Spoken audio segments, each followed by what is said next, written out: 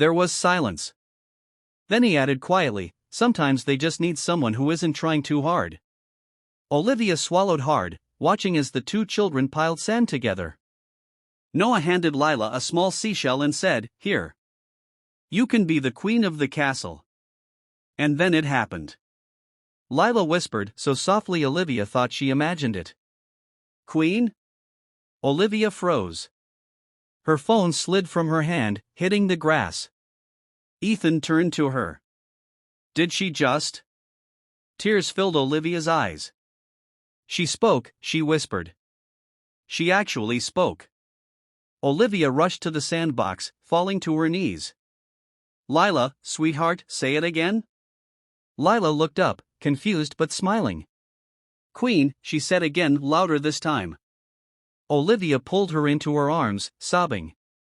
She'd spent thousands on speech therapists, doctors, specialists, but it was one kind boy's friendship that broke the silence her daughter had lived in for years. Ethan stood nearby, quietly watching, his own eyes glistening. He knew what that moment meant, not just for Lila, but for Olivia too. Sometimes healing doesn't come from therapy or money, it comes from simple human connection. As the sun dipped below the skyline, Olivia turned to Ethan. "I don't even know how to thank you." He smiled. "Don't thank me. Thank my son. He just wanted someone to share his castle with." Olivia laughed through her tears. "Then maybe next time, the queen and her mom can bring the king and his dad some ice cream?" Ethan grinned. "It's a date." "Well, not a date, unless you want it to be." She blushed. For the first time in years, Olivia felt warmth spread through her chest, the kind that wasn't from achievement or success, but hope. From that day on, the playground became more than a place for Lila to heal. It became the spot where two broken families slowly began to rebuild, one sandcastle, one word, and one smile at a time. And sometimes, the smallest voices can bring the loudest miracles. Speech balloon moral. Love doesn't always roar.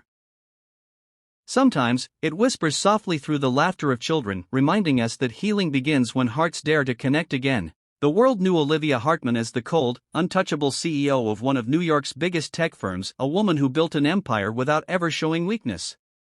But behind closed doors, she was just a mother, sitting quietly on a park bench with her 5-year-old daughter, Lila, a little girl who hadn't spoken a single word since the day her father died.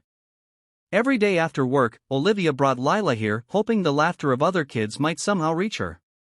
But Lila always sat alone, drawing tiny stars in the sand, her brown curls hiding her face. Olivia smiled on the outside, but inside, her heart broke a little more each time.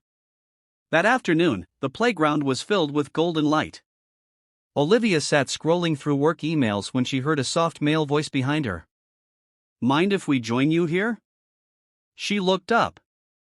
A tall man in casual clothes stood there, holding the hand of a small boy about Lila's age. His name was Ethan Cole, a single dad, recently moved into the neighborhood. Olivia forced a polite smile. "Of course." The boy Noah ran straight to the sandbox where Lila sat. He didn't seem to notice her silence. He just grinned and said, "Wanna build a castle?" Lila looked up, startled, then nodded silently. Olivia watched from the bench, her chest tightening. Usually, kids gave up when Lila didn't respond. But Noah didn't. He kept talking about his toy trucks, his favorite ice cream, his puppy at home named Rocket. And for the first time in years, Olivia saw her daughter laugh. Ethan sat beside Olivia.